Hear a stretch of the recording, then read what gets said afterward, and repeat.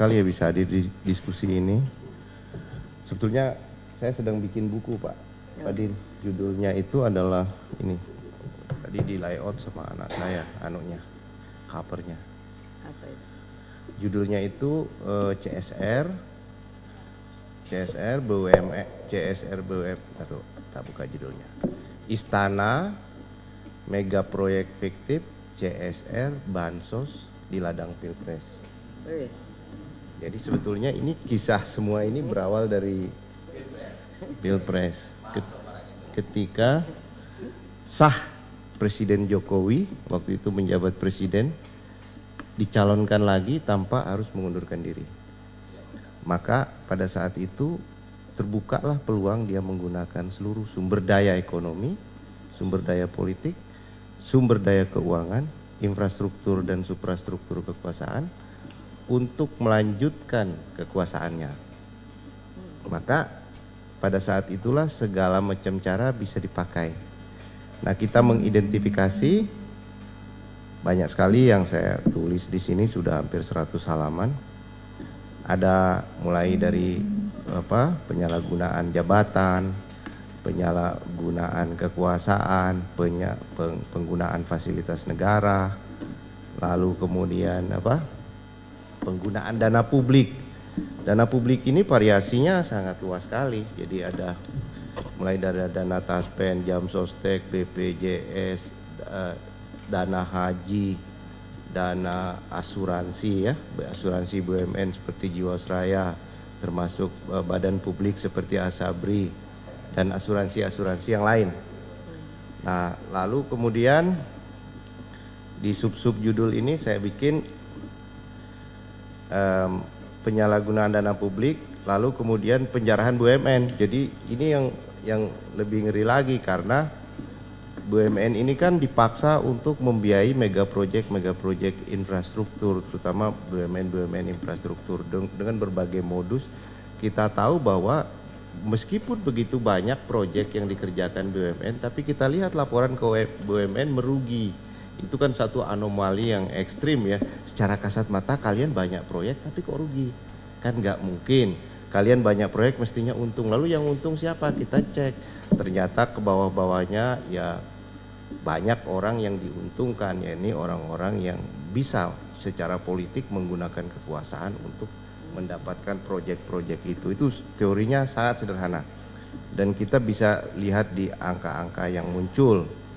Kemudian yang terakhir ini saya masih tetap mau menulis soal perampokan kekayaan alam. Jadi saya start mulai dari kasus Freeport ketika pembelian saham Rio Tinto, pembelian participating interestnya Rio Tinto di PT Freeport Indonesia. Jadi pemerintah mengklaim membeli saham Freeport padahal yang dibeli adalah PI-nya Rio Tinto dengan harga 53 triliun. Dan itu adalah bancakan yang besar sekali. Lalu kemudian setelah itu berlanjut ke holding BUMN. BUMN di holding, lalu Antam BUMN tambang ini di holding jadi satu, lalu ngambil utang, lalu membeli Rio Tinto.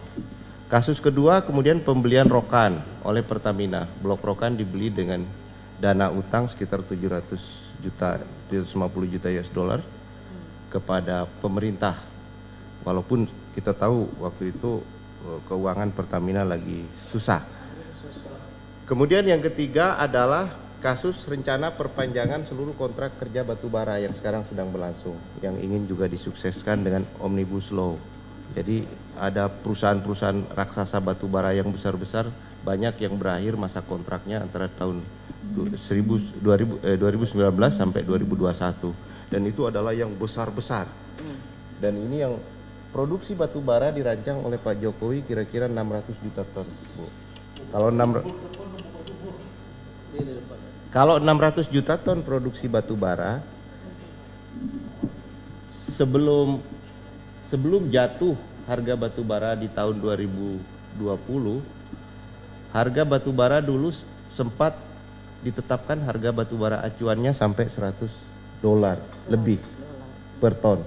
Sekarang mungkin sudah turun ke $42, tapi harga batubara acuannya masih sekitar $65. harga batu bara DMO domestic obligation untuk dalam negeri ditetapkan $70. Jadi harga DMO lebih tinggi daripada harga batu bara yang terjadi di pasar. Harga di pasar $42 Pak sekarang, tapi harga batu bara DMO 70. Makanya saya mau tanya, PLN beli batu bara dengan patokan berapa untuk kalori dia? Patokan 70 atau patokan 42? Karena itu kan gampang sekali nyari uang situ untuk selisihnya besar sekali. Jadi nah sekarang kuncinya di batu bara. Kalau batu bara ini bisa diselamatkan oleh negara, banyaklah oligarki kita yang KO. Tapi saya nggak yakin batu bara ini bisa diselamatkan, dan mereka akan tetap diberi konsesi besar di dalam proses politik ke depan. Karena proses politik ke depan ini menentukan Pak Jokowi ini selamat atau tidak. Karena kalau prediksi saya, pertama beban bunga, cicilan utang dan lain-lain meningkat. Pada saat yang sama penerimaan menurun terlalu tajam sekali. Sementara utang dalam negeri dan utang luar negeri ini bergerak begitu besar. Utang ke Jiwasraya, utang ke Asabri, utang ke Taspen, utang ke Jam Sostek, utang ke dana haji. Dana haji aja mungkin udah 70% masuk ke surat utang negara. Utang ke bank-bank, kata Direktur BCA, bagian pemasaran mengatakan setiap pemerintah melempar obligasi retail, 30% dana pihak ketiga di bank langsung melompat ke surat utang negara. Jadi sekarang surat utang negara itu kenapa? Karena bunga surat utang negara itu lebih tinggi daripada bunga deposito perbankan. Jadi itu dasarnya kenapa begitu banyak beban yang menumpuk di utang negara sekarang yang nggak mungkin bisa dijawab oleh Pak Jokowi di tengah pelemahan ekonomi. Dari mana sih pemerintah dapat uang? Satu, dari minyak harganya sekarang $42 per barel. Harga gas $2 per MMBTU, gas alam. LNG ya tambah 3 lah, jadi 5. Harga batu bara 42. Harga sawit 600. Ya kan turun jauh. Jadi dari mana lagi Pak Presiden mau dapat uang? Satu-satunya adalah dari surat utang pajak. Pajakin siapa Pak? Orang udah kering kerontang sekarang. Dia pikir dengan corona orang terjadi rush, terjadi buying panik. Dia nggak tahu kalau orang Depok itu nggak bisa buying panik karena apa yang didapat hari itu juga dipakai belanja. Nah dia nggak keluar ya nggak belanja. Itulah kira-kira masyarakat kita Pak. Jadi jangan berpikir bahwa ini buying panik akan terjadi pembelian. Nggak ada pembelian besar-besaran. Saya di Depok, saya datang ke supermarket sepi, nggak ada orang berani belanja. Bukannya buying panik, nggak ada uang buat belanja karena apa yang didapat hari itu itulah yang dibelanjakan pada hari yang sama. Jadi daya beli nggak ada.